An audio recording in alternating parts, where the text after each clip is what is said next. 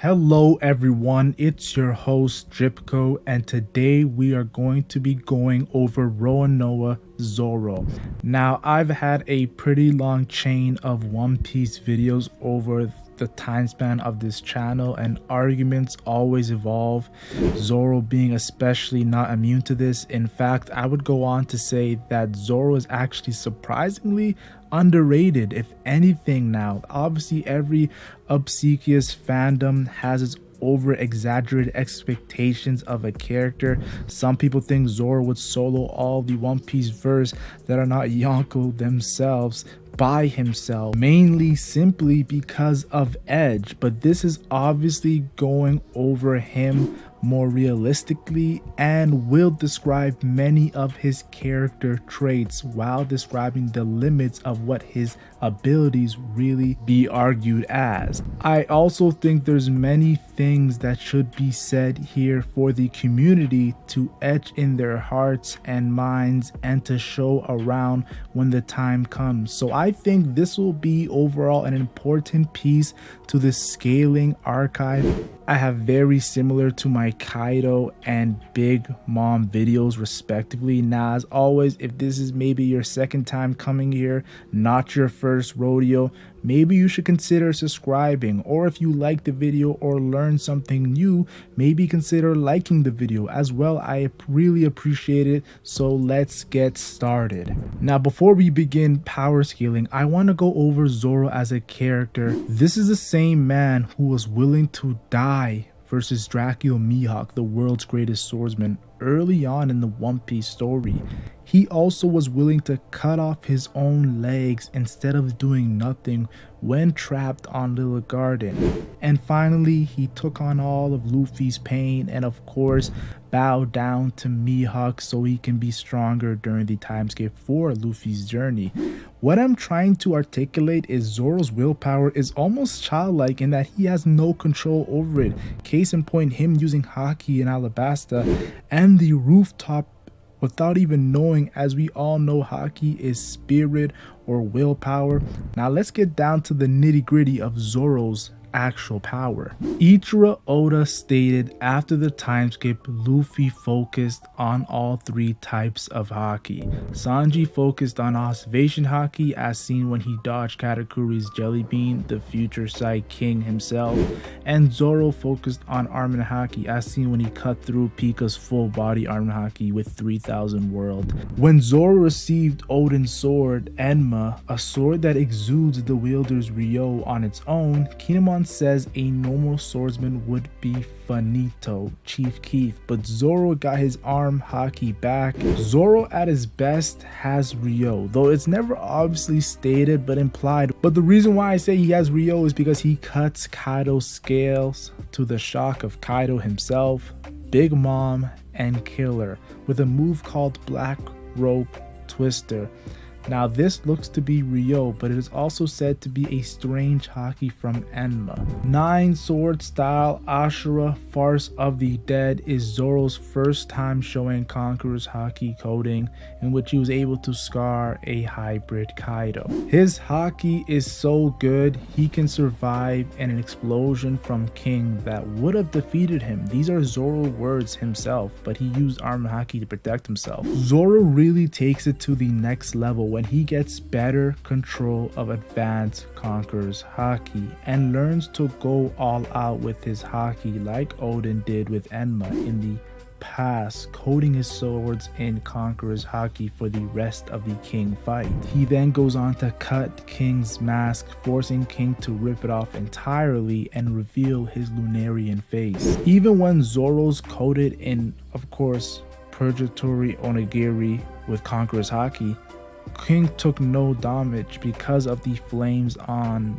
attribute that Lunarians have. Previously in this King fight, Zoro lost his swords for a moment because of King's unique sword, but uses Conqueror's Haki when King attempts to do it once more. He then cuts King's flame off version with Bird Dance, another Conqueror's Haki coded attack. King unleashed his strongest attack, Imperial Guardian Fire Dragon, or simply put a Magma Dragon, but gets cut through by Zoro's strongest attack, 3 dragon style, 103 senses soaring hell dragon, which not only defeats King but cuts off his Lunarian wing while also breaking his sword, which in my opinion, Zoro's strongest attack is a Yonko level feat. Now Zoro is known for his stupid durability and endurance we have seen time and time again in the One Piece story, as seen early on in Wano when confronting fellow Worst Generation pirate Basil Hawkins. Zoro gets hit by his nails and goes on to defeat the Straw Man. Kamuzo the Manslayer, or better known as Killer, gets a clean hit because of Gyukumaru's interrupting, and Zoro steals Killer's weapon right after that clean hit. Can't forget to mention Scratch Menapoo hitting him with a sound slash point blank. Me personally, I believe Zoro's on the rooftop really highlighted his durability and endurance, like taking a Yonko Big Mom's Indra attack. Law witnessed Zoro cut Prometheus up into pieces and was shocked because every bone in his body seemingly looked to be broken. To further add on to this, he goes on to take a Thunder Bagua from Hybrid Kaido. We then see King, of course, in his ancient Zoan attack with Imperial Tempura Udon that Zoro tanks in their fight. Not once, but again when Enma was acting crazy and not behaving, King let off another, of course, Imperial Tempura Udon, which Zoro tanked again. What I thought was very impressive in the King fight was him tanking a point blank kick to the face from King, which is really undervalued. This is a vice captain to an emperor who also is a Lunarian, who also is an ancient Zoan, kicking you straight to the face, and Zoro continued to fight. Zoro's raw power was thrown at our face after he trained with Mihawk during the time skip, whether it was him cutting that ship he was sleeping on that was also heading towards Fishman Island, or low dipping the Pacifista with the help of Sanji. Of course, defeating base Hody Jones underwater to me was something that I was just wow. But the first time I was truly impressed myself is when he was put under that gravity by, of course, Admiral Fujitora, but still let out a slash towards the admirals. Pika's palm was the size of a town, and Zoro cut his entire body in half, plus adding a few more cuts to the colossal body with billion-fold world trichiliocosm. Or in Wano when he was just using a seppuku blade and slashed the building while slashing the crossroad killer that was trying to frame Zoro. This moment reminded me of Mihawk using his pocket knife to low diff Zoro early on in the story. Using Killer's own weapon without Enma, Zoro used Purgatory Onigiri to defeat the nerfed Worst Generation pirate, and when Zoro finally obtains the Enma sword, Zoro cuts the coastline with one slash. The King of the Underworld sword was definitely being put to use when it comes to his raw power. During the Onigashima raid, after seeing Okiku's arm fall from the rooftop, Zoro gets serious, and Lion Song, of course, low diffs Apu for the serum.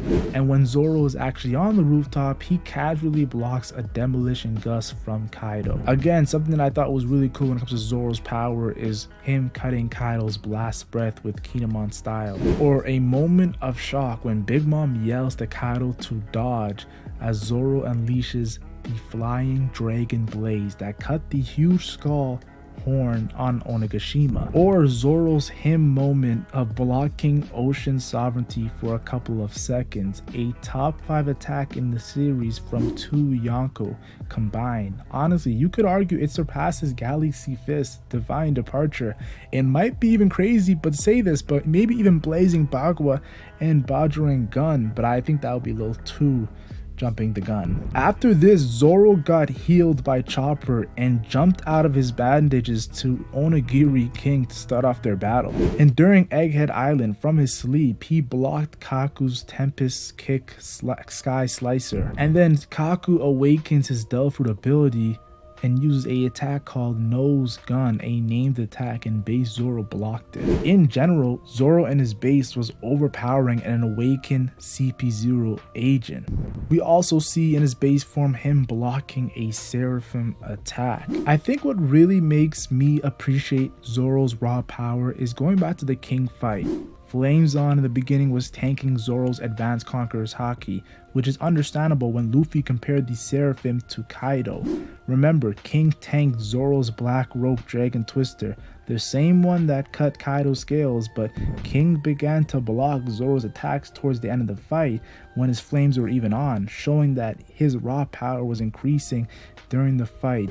I'm gonna try something different here. Usually I discuss speed feats, but I thought let me focus on something else, a different aspect, battle IQ, like Zoro cutting steel by cutting nothing. Many see this as Zoro learning Haki super early in the story, or understanding to get on the real body of Pika, he would have to trap him or force his hand by continuously cutting that big chunk of Pika. Or him realizing King was slow and a tank when his flames were on, but was fast and weaker in defense when his flames were off. I want to finish off this video by saying Zoro is without a doubt in my mind on the same level as a character like Fujitora, currently in the Egghead Island arc. He's only going to increase his power and conquer his Haki with personal growth, and Kaido said it best, Haki reigns over everything. Don't forget how powerful Shank's power was, and he was fighting Mihawk back in his day, which is Zoro's end goal, the world's greatest swordsman. So the sky is the limit for, of course, this beast. I think low admiral level is his power scaling